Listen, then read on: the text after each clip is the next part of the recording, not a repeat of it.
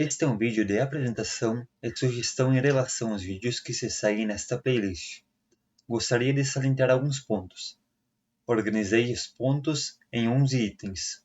Primeiro, são circuitos que em sua maioria encontro pela internet e acho interessante verificar seus funcionamentos.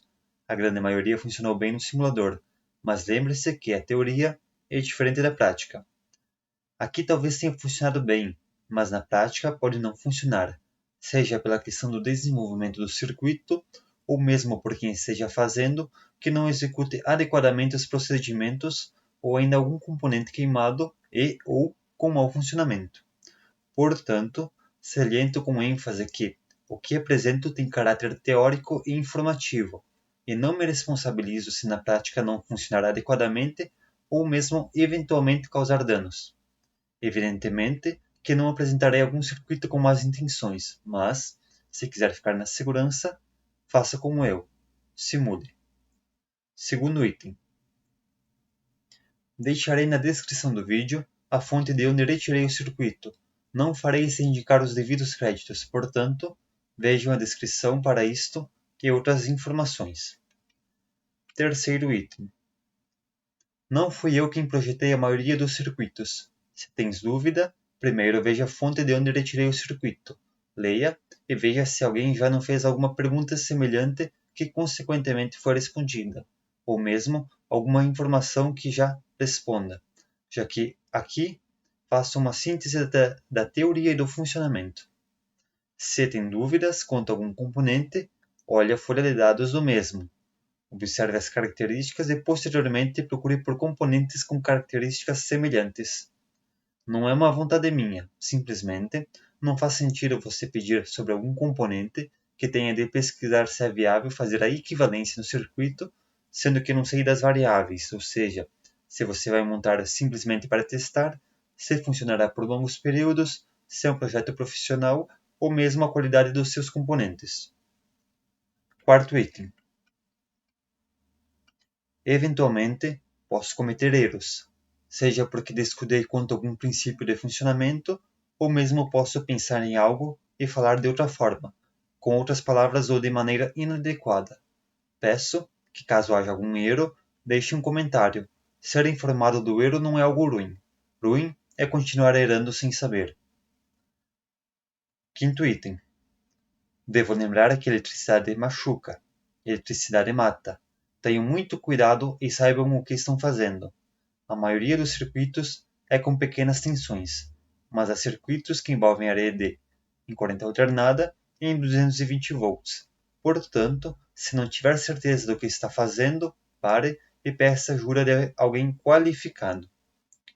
Sexto item. Alguns circuitos, mesmo na fonte da informação, não têm devida explicação. Tampouco é explicitado como devem ser os componentes. No caso, por exemplo, se um resistor é 1/4 de watt ou meio watt, assim por diante. Bem como, em alguns casos, também não consta se é necessário dissipador de calor. Se for um circuito de testes, sem uso prolongado, está tudo bem, mas, se o uso for longo, tenham cuidado e observem se esquenta, pois poderá danificar os componentes e a protoboard, e quem sabe, causar grandes problemas no pior dos casos. Sétimo item.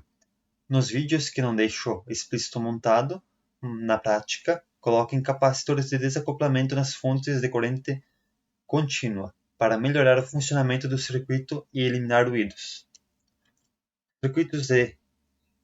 Os capacitores de desacoplamento seriam estes, por exemplo, de 100 nano, que você irá colocar nas fontes de tensão, seja positiva ou negativa. Assim, ruídos que possam interferir no funcionamento serão filtrados. Oitavo item. Nos circuitos que envolvam entrada de som, sugiro um microfone de lapela pequeno, pois, ao conectar o cabo P2 junto ao seu celular, a entrada do P2 do celular, pode eventualmente queimar. Por isso, mesmo assim, coloque um capacitor para proteção, mas de preferência, use um microfone para proporcionar um isolamento entre o circuito e a fonte de som. Que neste caso, Eventualmente, algum circuito que eu faço algum amplificador de áudio ou detector de áudio, a entrada muitas vezes ela não é explicitada com um capacitor, e caso venha algum sinal do circuito, eu tenho receio que possa queimar a vossa entrada, a do celular P2, e portanto, para evitar maiores incômodos, eu simplesmente sugiro que coloque um microfone de lapela, um pequeno, que fará a isolação entre o celular e o circuito, evitando eventuais danos. Nono item.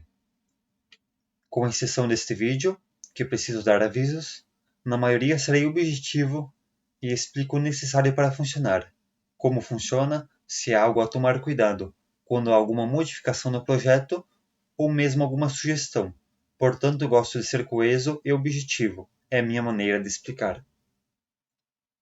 Décimo item. Deixo os pontos acima explícitos, pois acho desnecessário explicar para várias pessoas os mesmos pontos de maneira frequente. Portanto, já faço este vídeo com a intenção de esclarecer algumas perguntas que eventualmente poderiam ser expostas. 11º item. É um projeto pessoal. Faço porque gosto, para aprender, para servir como um repositório de ideias e de memórias. Algo feito por mim e para mim, mas acho que possa ser útil a mais alguém, e portanto estou deixando o que fiz como público, e expus os pontos acima para deixar vários possíveis questionamentos respondidos. Espero que façam bom uso de minhas memórias.